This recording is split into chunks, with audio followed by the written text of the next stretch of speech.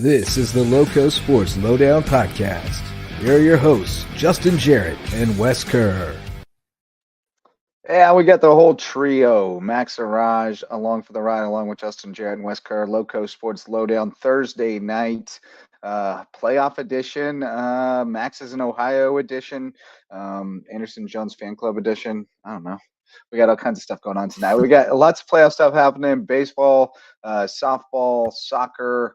We got Mullis popping in a minute to talk baseball.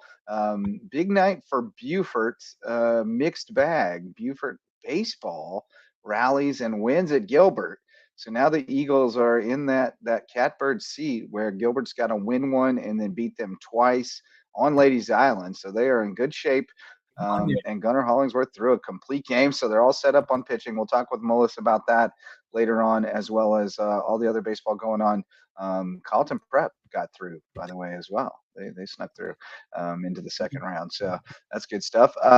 But speaking of Beaufort, you were on Beaufort's Own tonight, Wes, with Thomas Erdell for an incredible game, but a brutal finish for the Eagles. Yeah, that was a heartbreaker in more ways than one. Had a 1-0 lead at halftime, and it was looking really strong. I mean, they played a tremendous first half, especially those last 20 minutes or so. They were really able to control the tempo and make good passes and get some good shots on goal. And they converted one with Charlotte Scarpa, who's looking good. They're up 1-0 and just went the other way. I mean, Gilbert made some good adjustments. They kind of mixed some players around. It kind of worked for them. They were able to play really a lot better in their attacking third, or the Beaufort's attacking third, and they were able to draw a foul, get a free kick, and they ended up scoring on it. And the player who scored the goal, after she scored it, she was celebrating, and she injured herself on the celebration and left the game. That was tough to see. But Gilbert tied it. They had all the momentum. They dominated Beaufort for most of that second half. The Eagles had some couple good chances in overtime, including one on a beautiful ball over to Selena Duncan, and it was basically a one-on-one, but the defender was able to get back there and kind of influence the shot so it wasn't hit as hard or as well as Duncan wanted, and the goalie made the save. And then Beaufort had another chance on a beautiful cross by Reese Myers. Duncan couldn't get a foot to it. But if she converts on one of those, Beaufort probably wins the game. And so really it's those missed opportunities in overtime, because I thought they were the better side for most of those two overtime sessions. You had the 2-10s and the 2-5s with golden goal, but unable to capitalize there, and it went to penalties. And unfortunately, the difference was a kick that went through the uprights instead of in the goal. It was shot high, and Gilbert made all 5 of theirs. Yep. Yeah. That was the difference. Yeah, just got a little too much toe under it. She could tell as soon as she kicked it too. That was a tough one, because the only thing, the job is getting it on frame, right? Yeah, she knew she didn't do that as soon as she let it go, but that's the way it goes. You hate to see that. Tough way to go. I mean, at least Yeah, the chances were there. Tough way to go for the Eagles. Yeah, like you said, they had their chances. Go ahead. Sorry. They had multiple ample opportunities to win this game. Couldn't convert, but give credit for Gilbert, because they played a heck of a game on the road. I mean, a tremendous job. I mean, it was not looking very good, through those first 30, 40 minutes for the Indians. But they turned it on, and all credit to them for how they played and how they defended.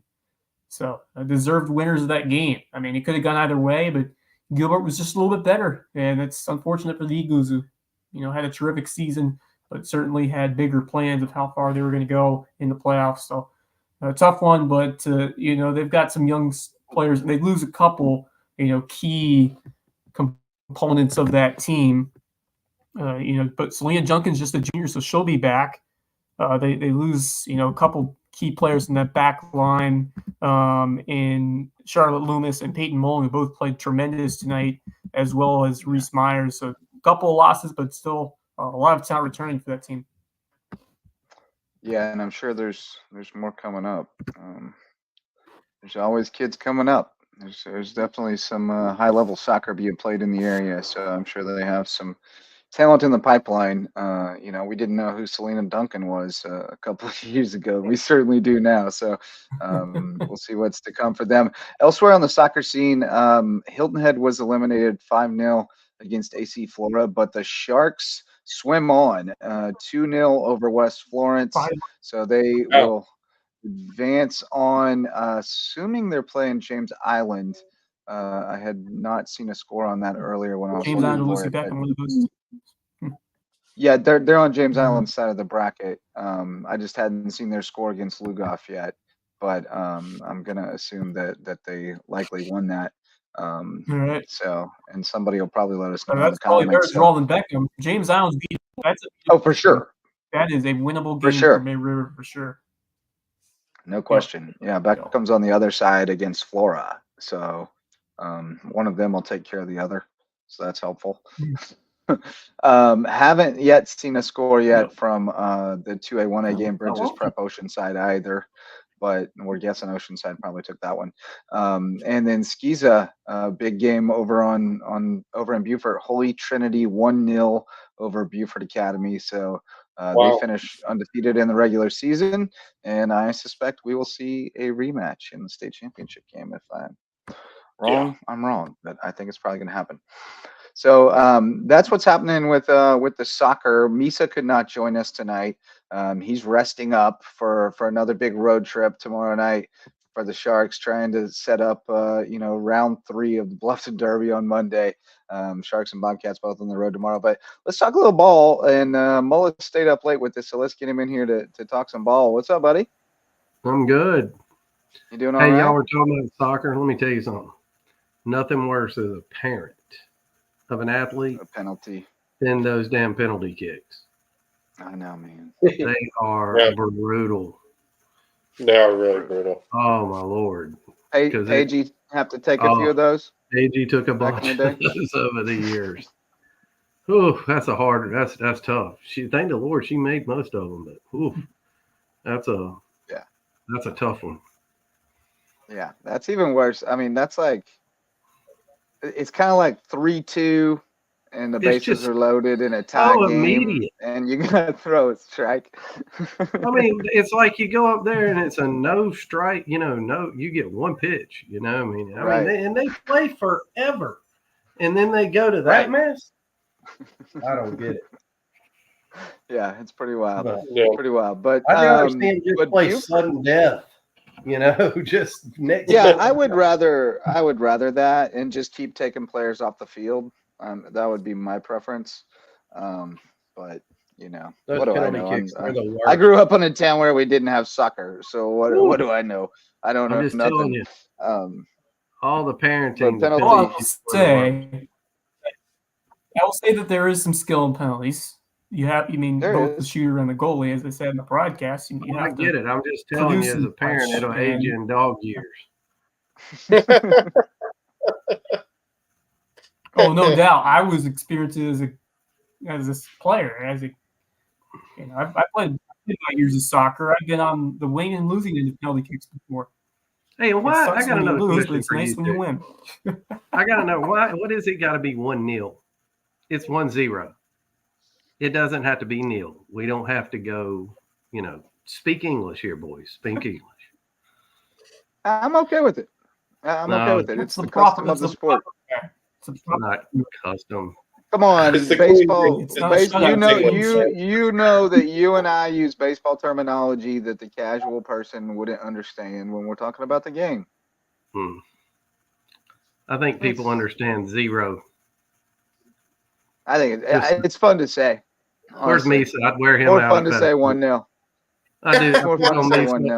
I pick on Misa about this all the time. So this is our little inside joke.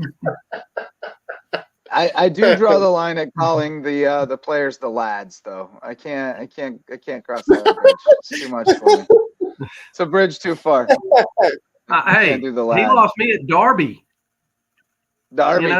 This ain't no Derby, come on. I call it Derby. I call it the Derby. I can't go as far as Derby. Not a Derby, it's a Derby. Too far.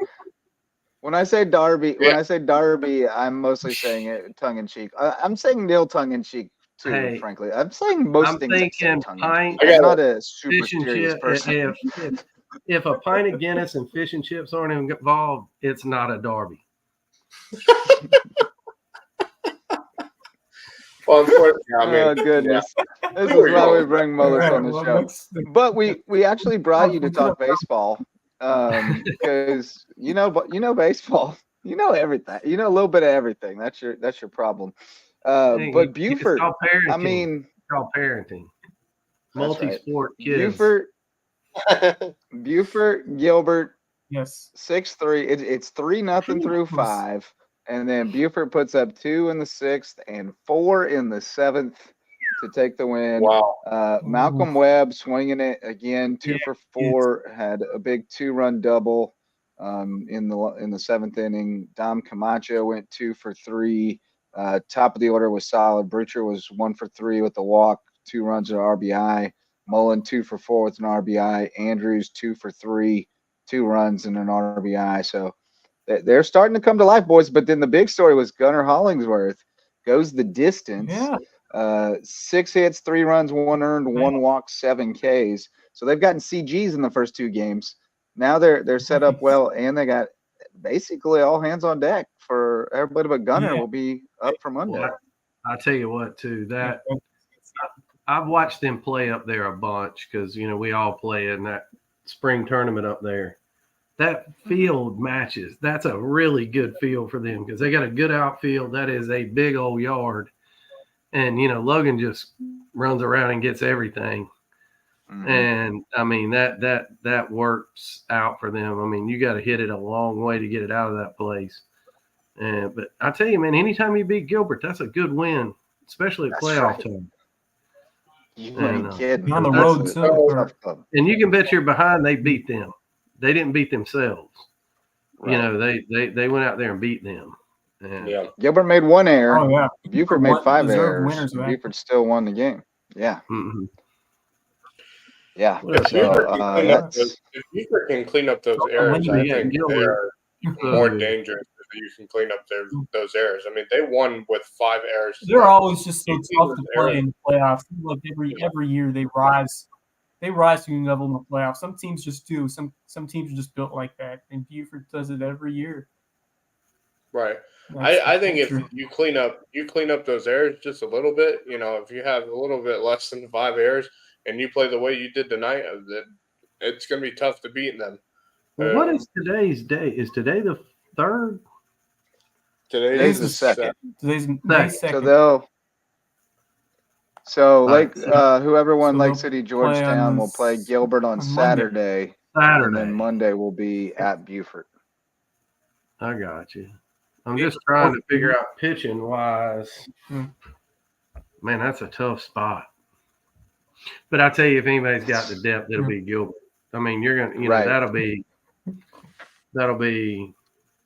So that brings up the question. So, assuming Gilbert gets back there, and you're Buford, you've got Mullen hasn't thrown all week. You've got, which I think they're better with him behind the plate. So I think if you can avoid like using him more as like a closer, seems like the move to me. But I'm sitting if he here. Catches, he can't pitch. Oh, right. That's the rule, isn't it? You can't go straight from there to there. Okay, well that messes that up. Yeah. But you know, do you go Webb in game 1 I don't and try think you to can just do either one of them anymore? I'm not sure you can. I'm not quite sure on that rule because I think one of the umpires got it mixed up the other day and had me all confused. But I'm not sure you can do it either you don't way. Say. An umpire got you confused? Oh my God! But if you're sitting there and you've just got to get 1 out of 2, who do you throw Webb? Do you run him back, or do you? Well, he's on Monday. He'll be on normal rest, right? Right. Do you throw him game 1 or hold him back for game 2? Hoping I've seen it done both ways. I saw it burn y'all once against Buford. Yeah, I kind of like to have that guy sitting there for game 2 myself, but I don't always get that call. Yeah. I I wouldn't put all my eggs into that first basket.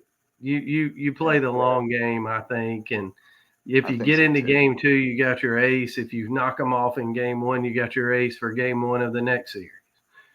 And that's the way I like it. I think so too, because like if you get into game 2, they're another game light on pitching. They're another guy down, and then you've got your guy. Yeah. And then I saw them when Buford beat Darren that time. It gave them an unbelievable amount of momentum. Sure did. That happened. I saw that happen to Tyler Fox one time. And but that's the thing. If you're the one who's got to win 2 and you beat their ace in game 1, it's a huge psychic boost. Mm-hmm. And in either way, though, you've got your 2 or 3 going in game 1 of the next series, which is a tough spot too. Right. Well, here's the thing for Gilbert. I mean, Gilbert used 4 pitchers tonight, but the thing is, they used 4 pitchers tonight. 3 of those 4 pitchers barely threw more than 20 pitches. Only one's burned. Only one was burned tonight. Which they'll have depth in arms. That'll be fun. They do. Yeah. And I think Buford put them out last year, didn't they? Weren't they in this same position last year? Yeah, put them out last year, yeah. I don't remember if they put them out in this round or the next round, though. I think I don't remember. I'd have to go back and look. I thought they got into that next round and then Hanahan put them out, but I don't remember. But moral of the story, they got to the lower state bracket, and I remember moral of the story is they beat Gilbert before. They know how to do this. Yes. Yeah. Recently, last year. Yeah. So let's look at the 4A bracket though, because you guys fell behind early, and then great job by the kids coming out of the bullpen though to eat some innings and keep y'all in that game, Micah and Max. So you're still in pretty good shape pitching wise, going into AC Flora, which we've seen a little bit of this year with them playing that series, splitting with Hilton Head Christian Academy. So and then the potential for a Bluffton Derby of sorts. Yeah, we got the Derby. Bobcats can beat York. So what do you think about that, Melissa? A long trip. You got a long way to go. I mean, they're AC Flora is AC Flora. They don't have 10 championship banners up there for nothing. That's right. We just got to go play, and guys had a really good practice today, and and played pretty well last night. I mean, North Myrtle's pretty doggone good. Right. And, I don't know a whole lot about York, but I know they play pretty good baseball up there in that area. Mm-hmm. I would suspect by looking at the charts, I think Miles threw 89 pitches Monday. So that makes him good to go for tomorrow. Really? I just assumed that he was burned for tomorrow. He was 1 pitch under, which sounded like I think he's good. We talked about that last night. We thought he had burned out, so he wouldn't be able to go. But that was an assumption on my part. I might be wrong. I think he's good.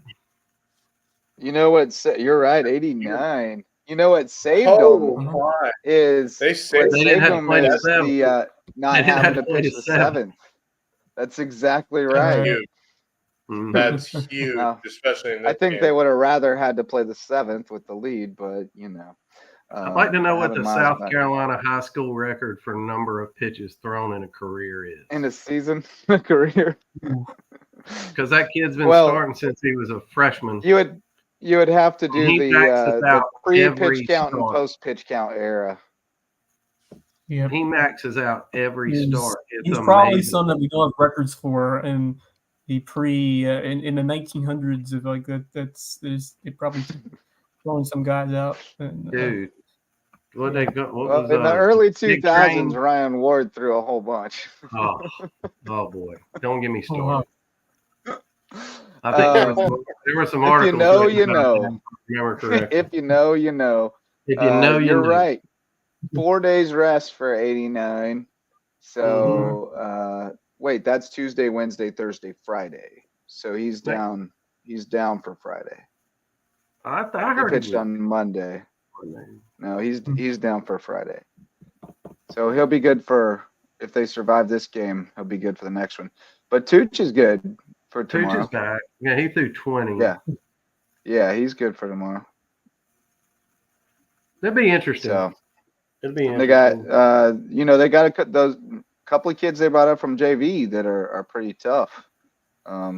You had noted one of them throughout the season. They've got arms. So yeah. So I just don't know anything about York. Yep. Yeah, their record's pretty middling, but they've played a pretty solid schedule, so if you're the fourth, and you got to think, the fourth place team in that region up there is not a fourth place team. When you're playing all those, and they're guys, the fifth place team, our AC fours of the world or whatever they were, they've played like Catawba Ridge and South Point and all them. You hit some other regions and you'd be pretty good. Yeah. That's like Greer. Remember we talked about that? Yes. You put them in. I mean, that was about as good a fourth or fifth place team as you're ever going to see. Yeah. They trounced a couple of teams around here.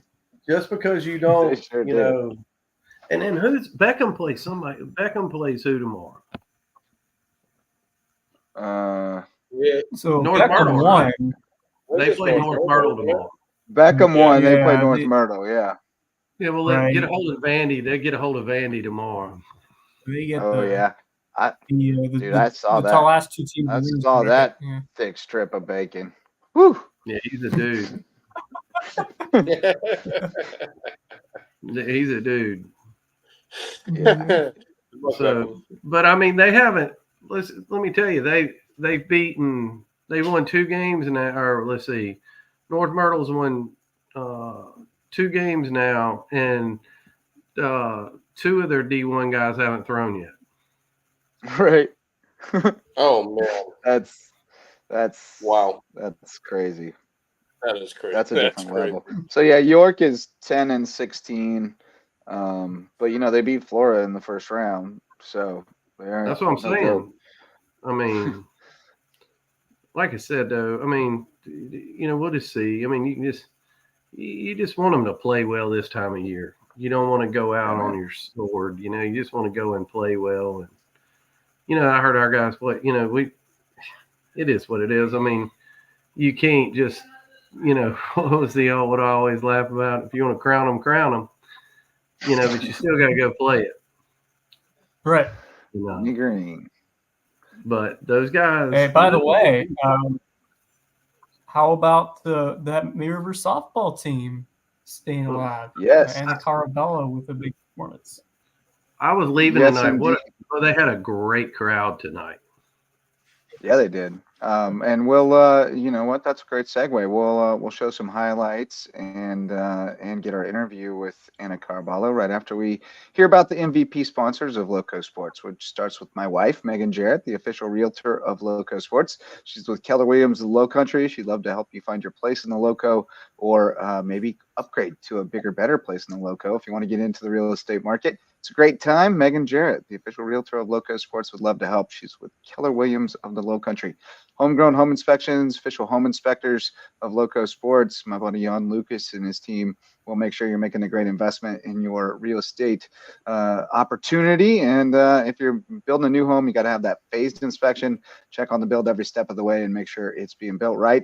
Homegrown home inspections. Mickelson Law Firm, our official real estate closing attorney, presenting sponsor of our Hilton Head Christian Academy coverage, and also our original sponsor. Been around with us since 2017 when we got going, and we appreciate their support from the start. So help them out when you have legal needs. And Hospice Care, the Lowcountry, the official hospice provider of LowcoSports, the only not-for-profit hospice in Southern Beaufort County.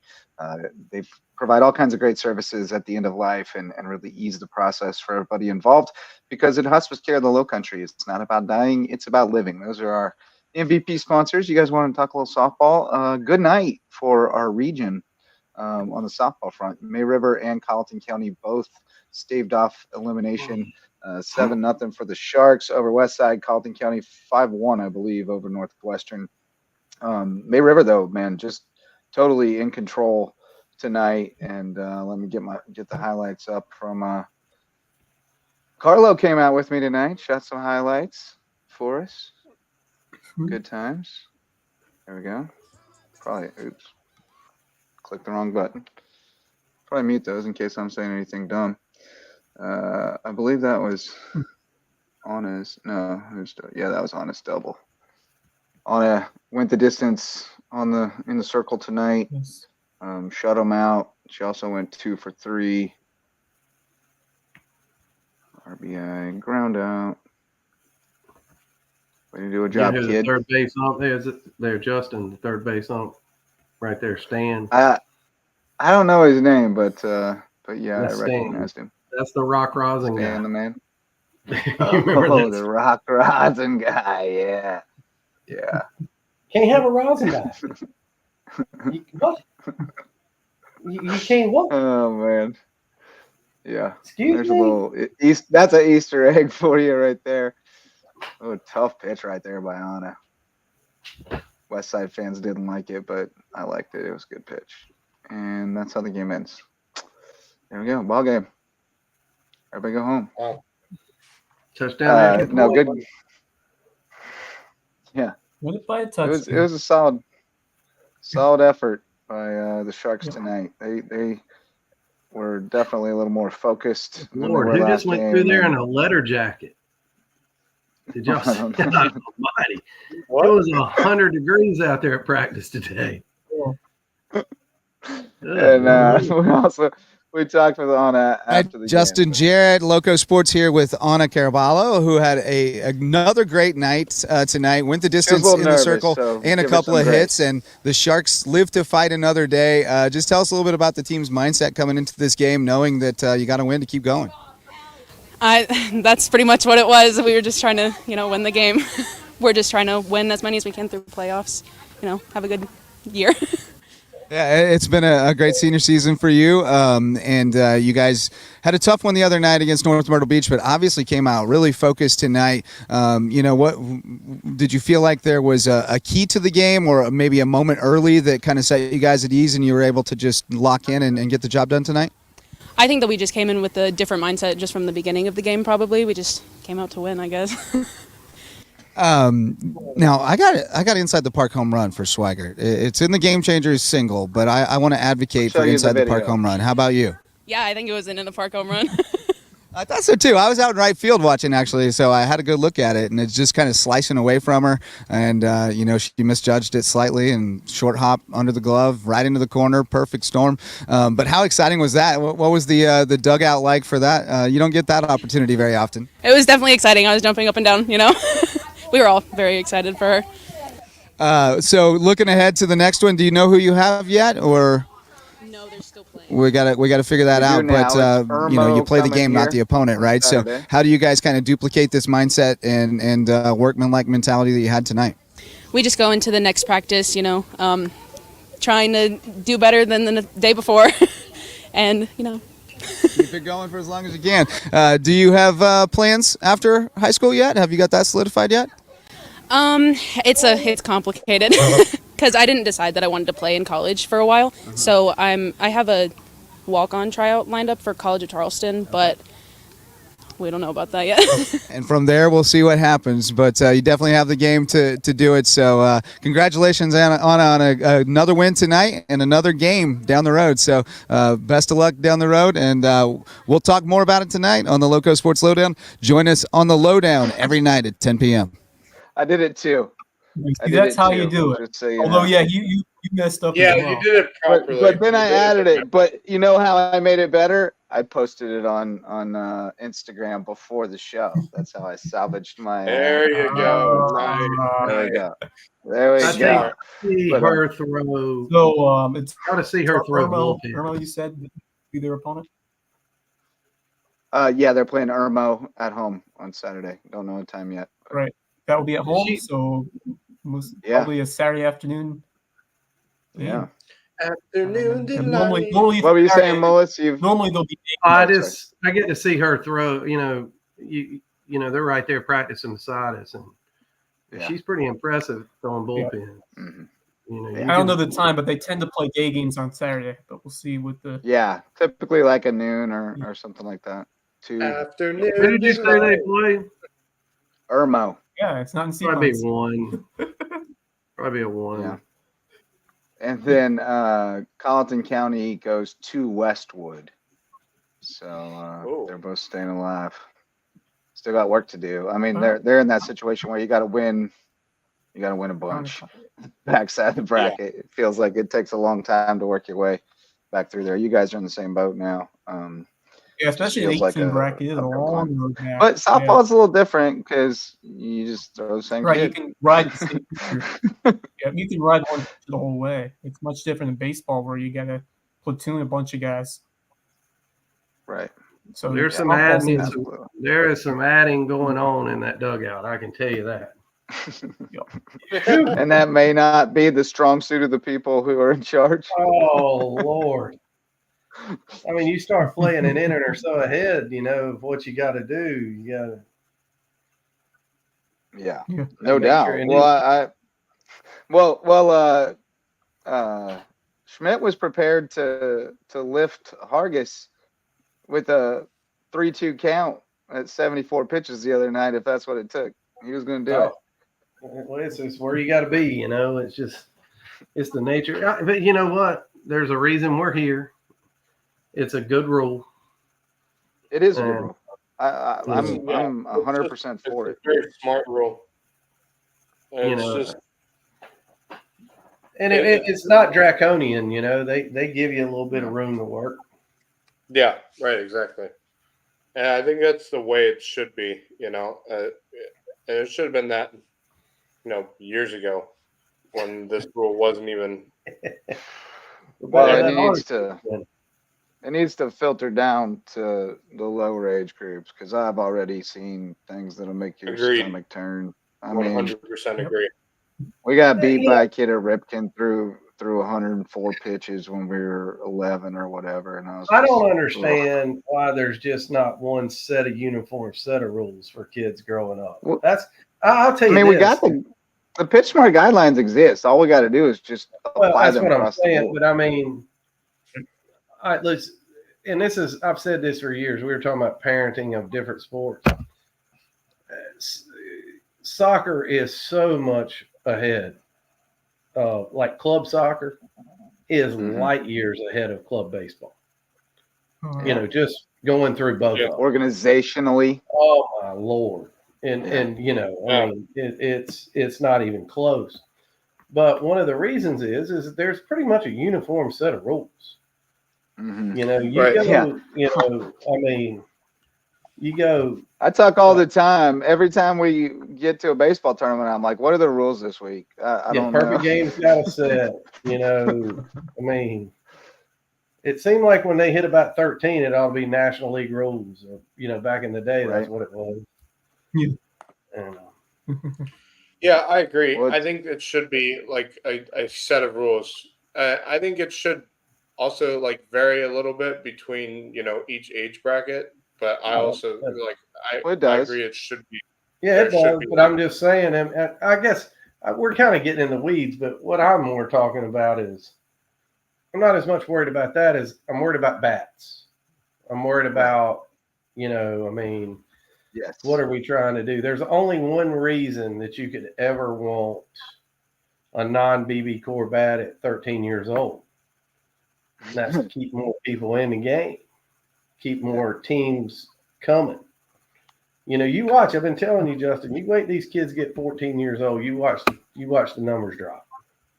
Yeah, and it's just team numbers drop, and it's because they have to go start swinging that real bat. Yeah.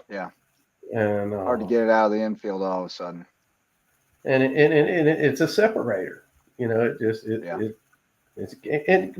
if you don't believe it, go watch a wood bat tournament. Sure. Oh, yeah. We try to go play a couple a year just to keep us honest.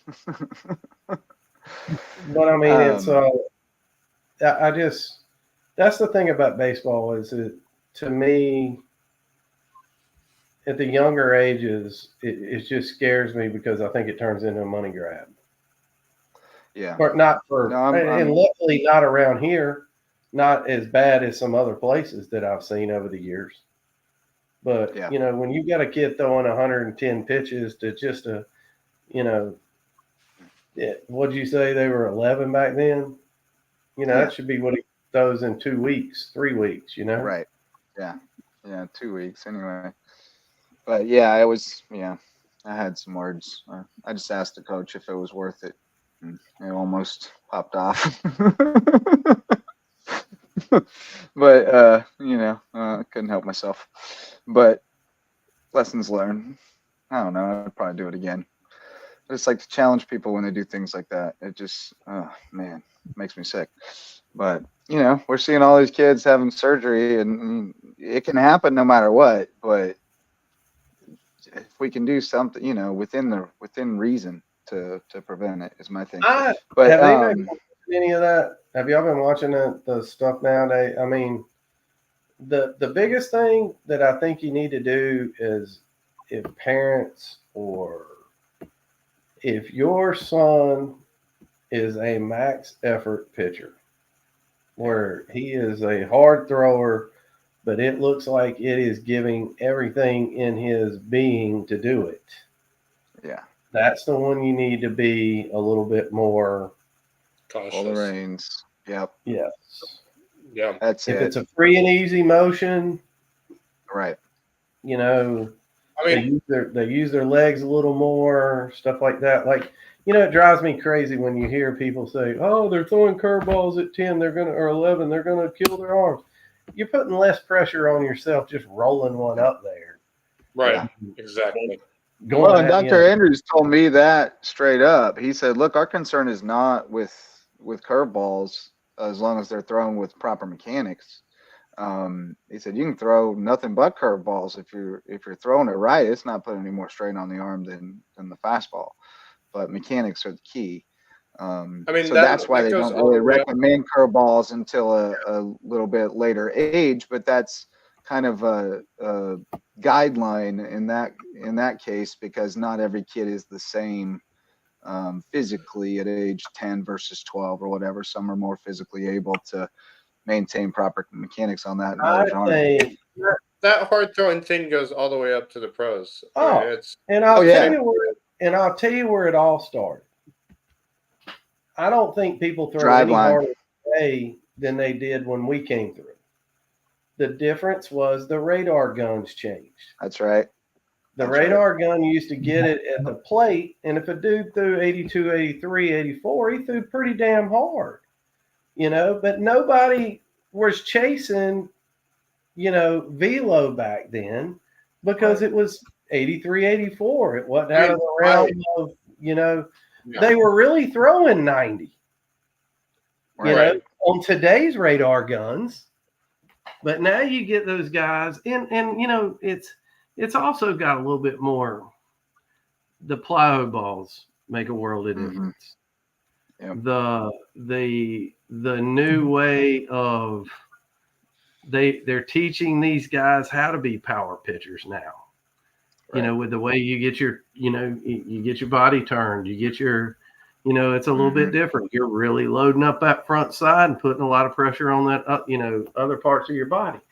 There was a select few people that could do that back in the day. Now we're teaching it to probably guys that maybe not physically enough or gifted enough to to be that power pitcher. Right. But, they're just overloading it. Yeah. And that's where it's got to come. Overloading the circuits. Well, something I was never taught when I pitched. Like I didn't pitch for power. I pitched just, get in the strike zone, find the right spot, and outthink the batter. That was what I was taught. All right, but let me play devil's advocate here. When I was growing up playing golf, all I ever heard was if you hit it in the rough, you're doing a bad thing. Hit the fairways. Make sure you hit fairways. If you got a young kid coming up now, what do you do? What do you teach him? Hit as far as you can. As far as you can, and we'll go find it. So it's not, it's not just a baseball thing. It's a athletic. Same with hitting.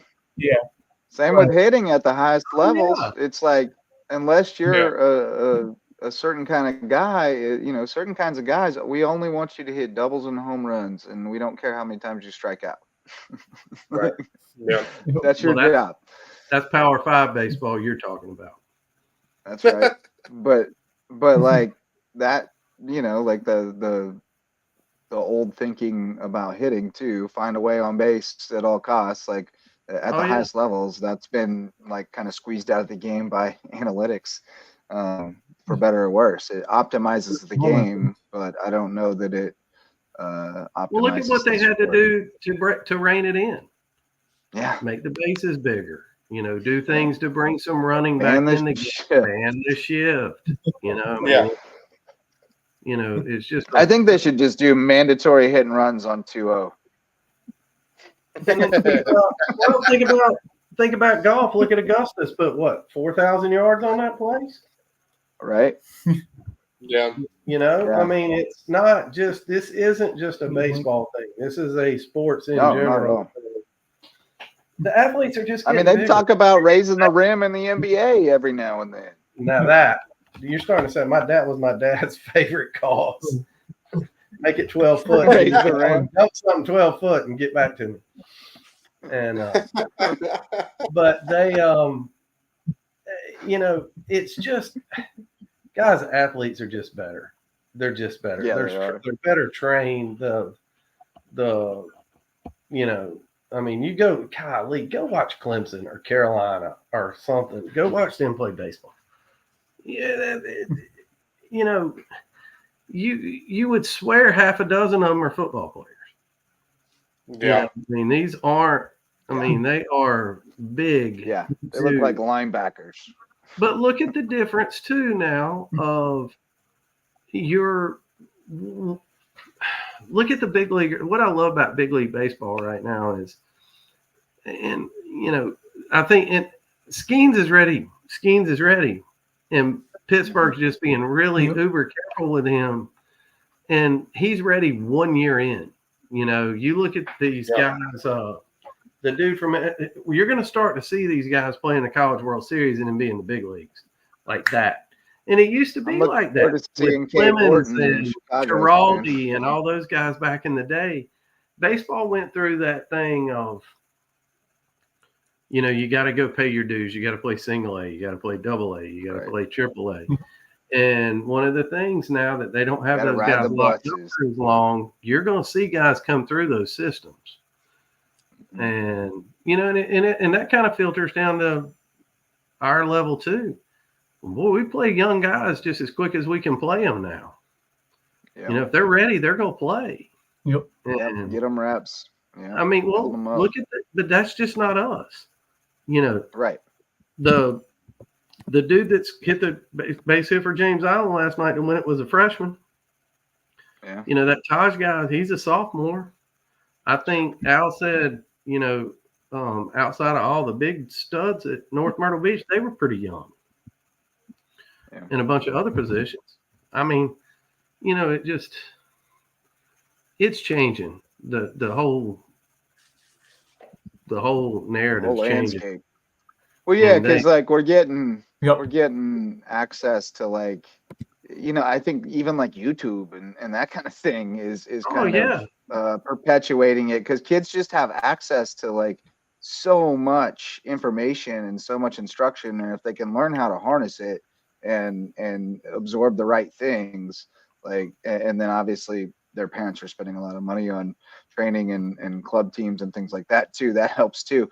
And they're just playing so much. They're just really, really well prepared. Yeah. You mentioned think about how many games these kids play. I was thinking about this once. I probably played. Yeah. I probably played. If you played 40 in a summer, you played a bunch. If you play, it's so many different. You got club, you got high school. These guys play a lot. There are a ton of travel. Oh, these kids played more games by the time they were 10 than I played in my whole life. And there's also just the concern of burnout in terms of the pitching. That's the one thing I worry about. Is just the pitching part of it. You don't want to burn a guy. You just don't want to burn you guys out at a young age. So there's definitely questions. Well, there's two rules of thumb to that. I'm gonna tell y'all. Carter Holton threw a lot. I watched Carter Holton throw a pile of pitches. Yep. A pile of pitches, and he's never, he's doing pretty good at Vandy. So there's, but that you want to talk about a guy with a natural throwing motion. That's another one. Not Right. max effort. Yeah. I think the driveline thing is where a lot of it really ramped up, where people started like really trying to tweak what they were doing and maximize effort to maximize, spin rate and things like that. I think they just started making little minor alterations to their natural delivery that put extra strain on and over time. Bennett's a perfect example of that. Bennett was 83, 84 before he started driveline, and now he's 92, 90, running up there about 92. So, well, not right now, he ain't. But he's going to throw real hard when he comes back. That's right. But yeah, I just update on those guys. His surgery went well. Darren is throwing again. Darren Horn is throwing again up at Coastal. Okay, good. He is going to redshirt this year, and but he's going to the Cape. He's good to go for the Cape. He was one of the breakout guys in the Cape last summer. Yeah, he had the highest spin rate every week, and he was all over the spin rate charts. That was fun to follow throughout the summer and just see him lighting it up. So he'll be healthy going up there. And let's see, Jack Hegan played I think his mom put on Facebook the 1,000th game of his career was his last one or something. But I don't know if she was picking over there. It wasn't far off it. Jack played, 5 years at Francis Marion, had a heck of a career up there. You got a lot of good college guys around, starting to draw to a close. I don't know if Patterson's going to go for that 6th year, but I know he's got one. You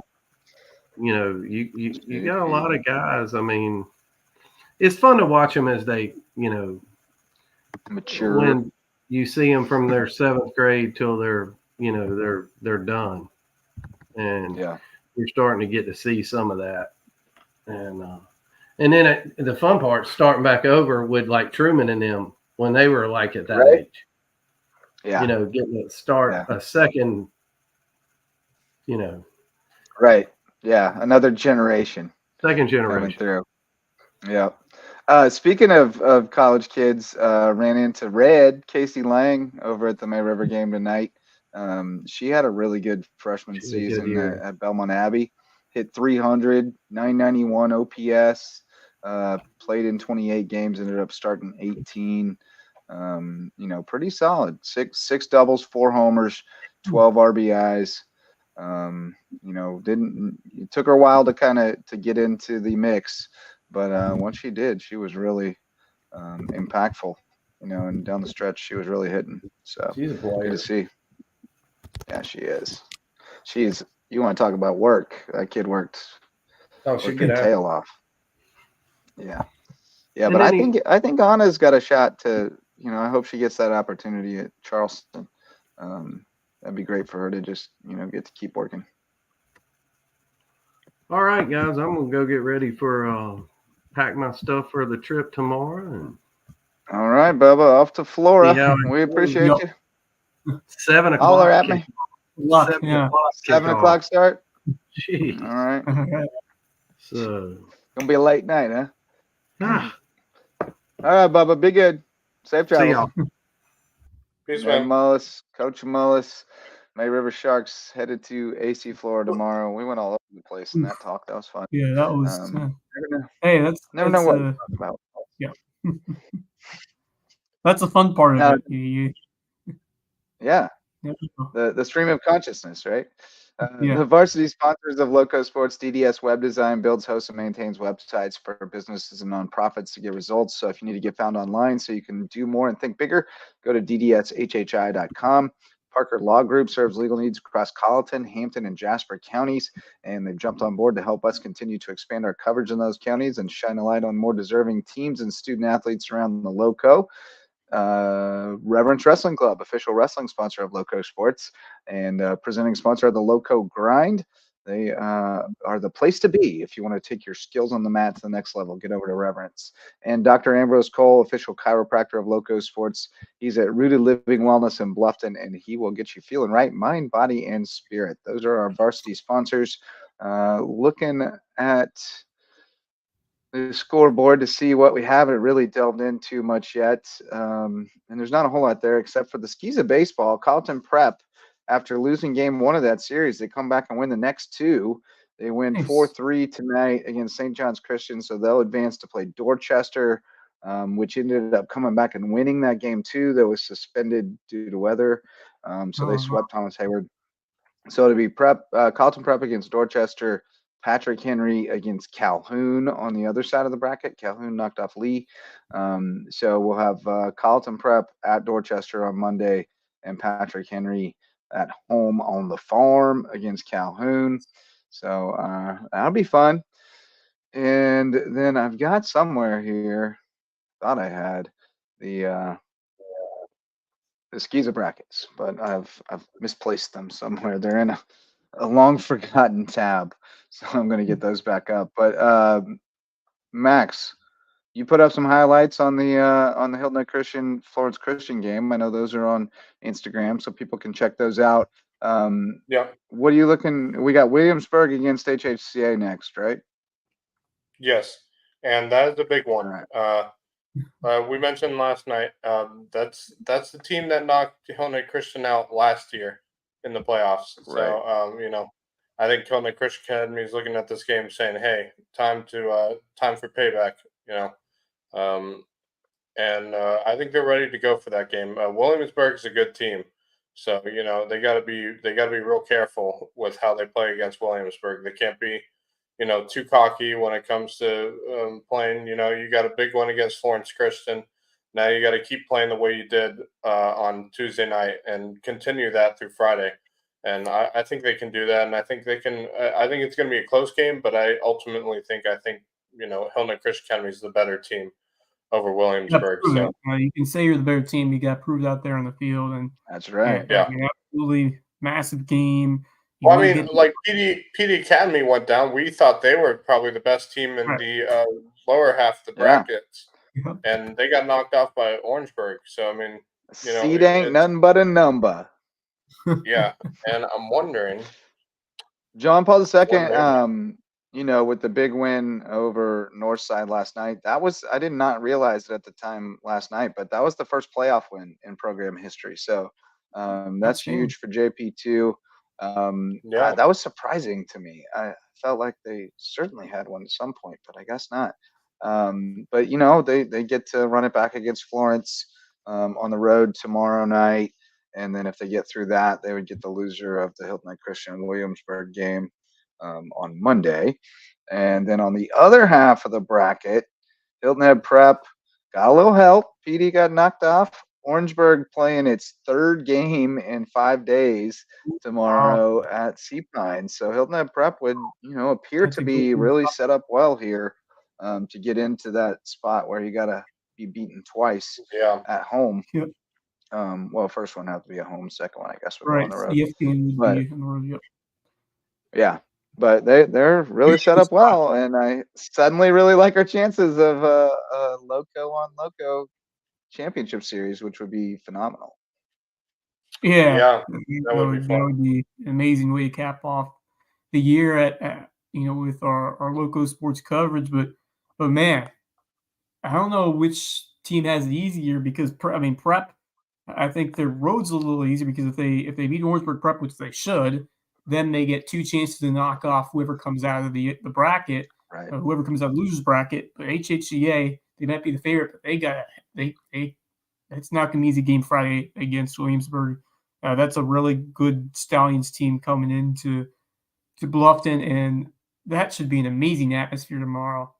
I'm excited to go over there because it is going to be lit.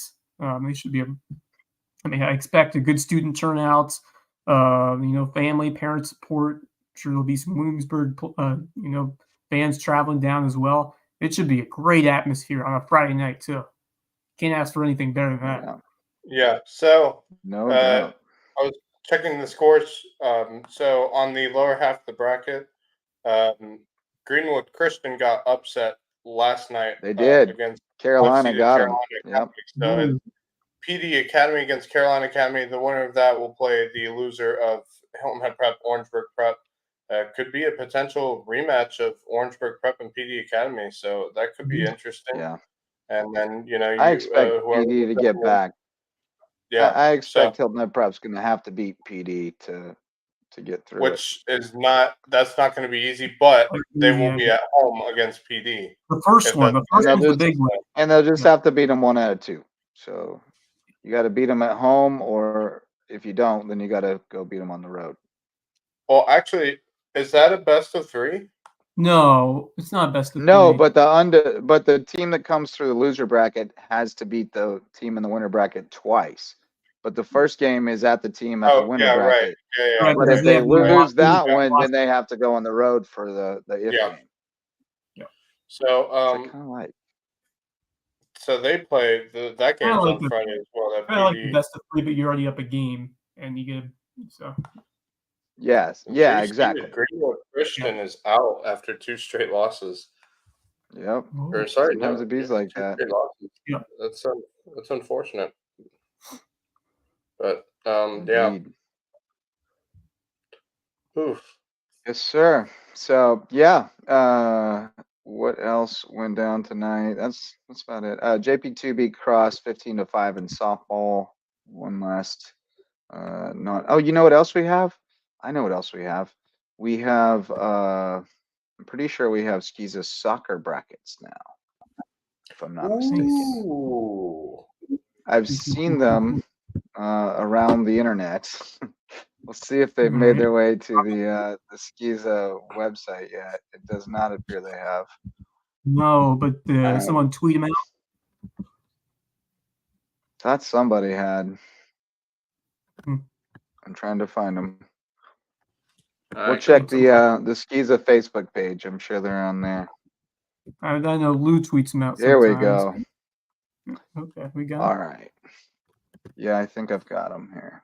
They're not in high quality by any means, but we do have them. Oops. Here we go. It's kind of hard to see. Ooh, let's zoom in a bit. Let's see if we can zoom in. There we go. There we go. Oh no, it just went away. No. It went away. I don't know how to drag it. If I click on it, it goes away. No, it's better. So they're all starting next That worked week. that time. Okay, we so got Tuesday, boys, you got class 3 boys. Yeah, they're good. Making the playoffs. Good to see that. Wow. Surprising. GP2. I think they won one game. HHG, the 1 seed against Northwood. Yeah, that's cool. So that's awesome. Great to see that Christian County boys team playing some good ball this year. Yeah, they're strong this year. Yeah. Congrats to Helmet Prep for getting into playoffs, man. Yeah. Prep boys team for getting a long losing streak, I remember. Yeah, that's great. That's great to see them. So we could see Prep and JP2 meet in the championship. Last year they were on the same side. This year they're opposite sides. That's so they right. could play for the championship. Oh, that's gonna be interesting. They could. JP2 will have to get by Christian Academy in Myrtle Beach, unless Christian Academy stuns Myrtle Beach in the first round. You never know. Yeah, and hopefully we can have that game at home like we did for basketball. I mean, that's that region with Prep, Christian Academy, and JP2. That's a tough region to play in. So they got the experience. Hopefully we can do what we did in basketball. It's very possible. We can do what we did in basketball and have a play here. Yeah. Yeah, that'd be great. Don't need the 4A. Where is the 2A? Just keeps posting 4A. Yeah, I don't know if we have. I thought I had seen them somewhere. Do you think they'd be on their website, but it's well, here's what the Stricklanders said on the Patrick Henry Booster Club Facebook. Soccer teams are going to the playoffs. No times are set yet. Girls will be playing at Charleston Collegiate on Monday. Boys will host their first ever playoff game on Tuesday against Dillon Christian. wow. So I guess we don't have brackets yet for that, but soon, perhaps tomorrow night on the Lowdown at 10 p.m. we can tell you about the soccer brackets. I'm sure Stricklander will come on and help us break them down tomorrow night because he won't have to work in the morning. But let's wrap this thing up. The Lowco Booster Club Court Lifestyle Pros, Daniel and Debbie Court are Lowco natives with Charter One Realty who want to bring you home to Hilton Head Island.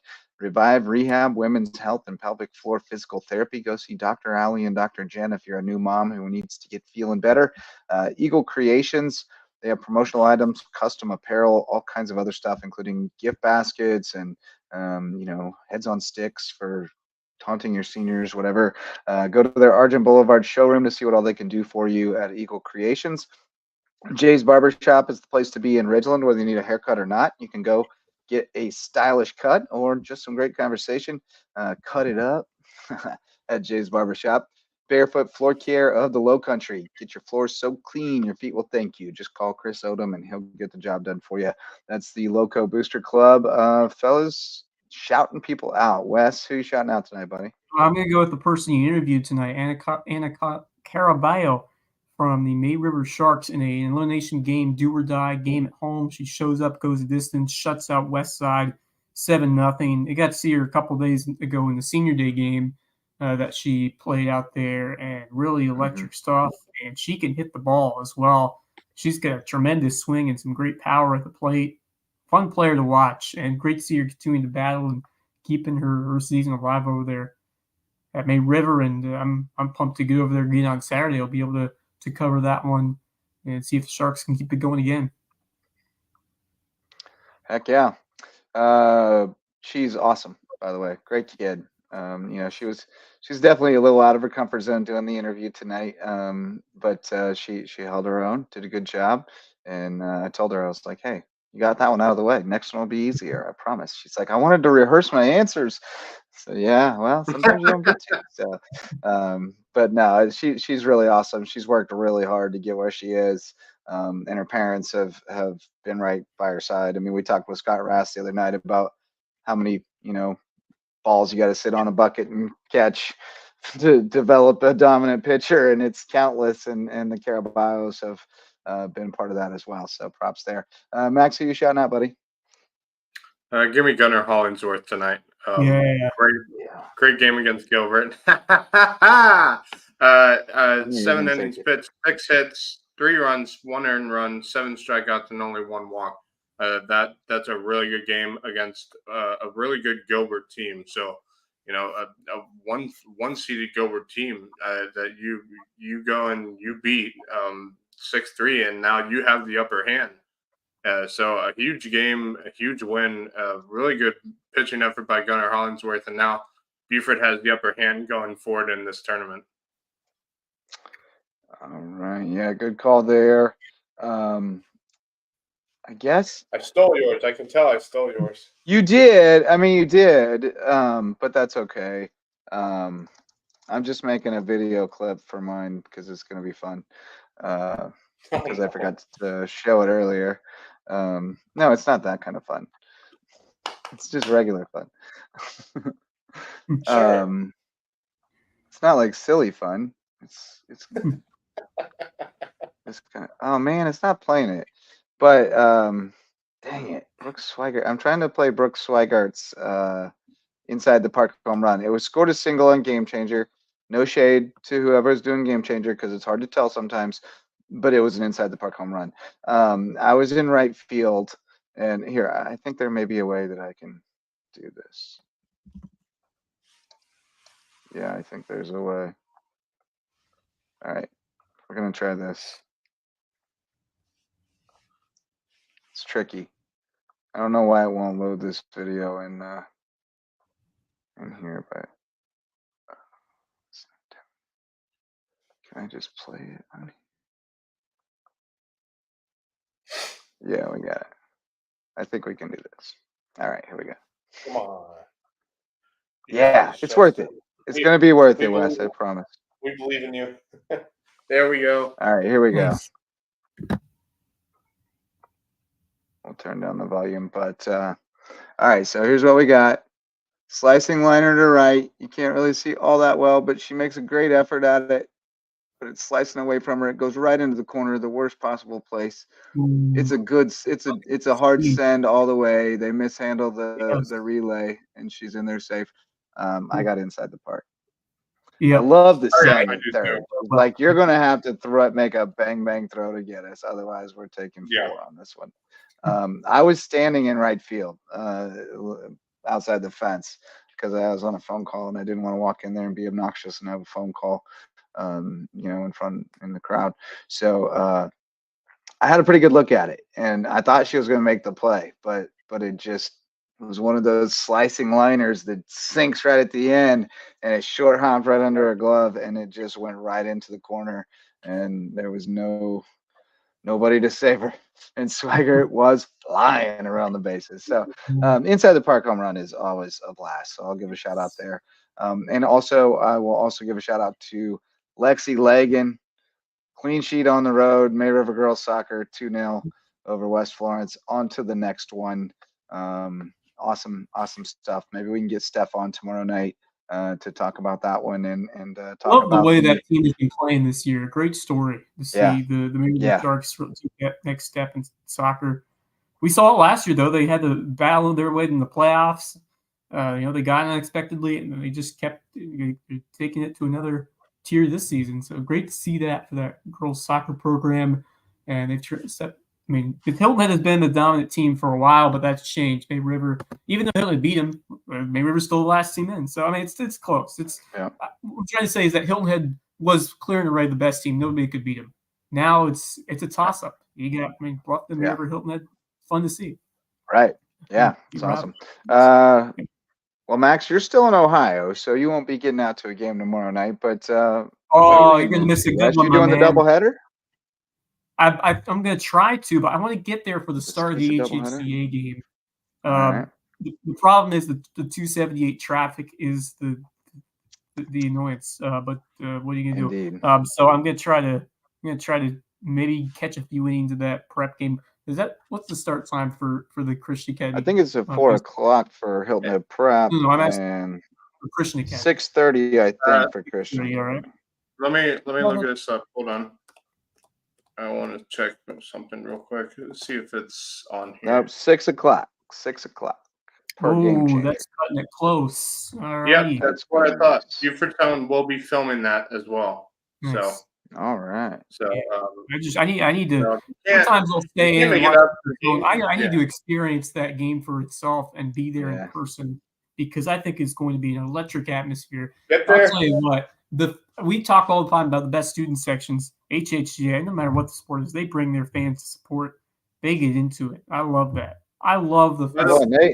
They get a huge turnout for their baseball games because they got a lot of kids playing baseball in that school through the varsity, JV, middle school, and they all come out, man. They really do. It's a who's who. I don't know if a doubleheader will be possible just because the start times kind of overlap. Yeah. I want you to get there. I think part of it is just when you're driving by and you see the lights are on, you're like, oh, there's a baseball game, and you just go. Wes, I want you to people will come, right? Wes, I want you to get there before the game starts so you can hear the intro that they have with our voices and stuff on it. It is really cool, and I love everything about it. So, it should be a really good game. For those of you who can't make it to that game, it will be on Buford's Zone. Hopefully Prep takes care of business. Prep takes care of business, and then I'll be able to see him play for the bracket championship at home. I'm going to try to get out and see the prep game. I think if I can get out the door in time, I might have to scoot early because we got batting practice tomorrow night. But the way Orangeburg's playing right now, I know this will be their third game in 5 days, but the way they played and have knocked off some tough teams. It's not going to be easy. It's not going to be easy for Hilton Prep. So this could be a really good game. Yeah, man. Should be good. It's high school baseball after all. Anything can happen. Hey, good show tonight, boys. And it's an afternoon delight. Should be a beautiful afternoon tomorrow too. So looking forward to it. Great show tonight, boys. Thanks to Ned Mullis for coming and talking about a little bit of everything with us. Always a good time. Made us laugh, maybe made us cry. I don't know. Thanks to all of our sponsors. Thanks to everybody who showed up to listen or watch. We'll be back again tomorrow night to do it at 10 o'clock.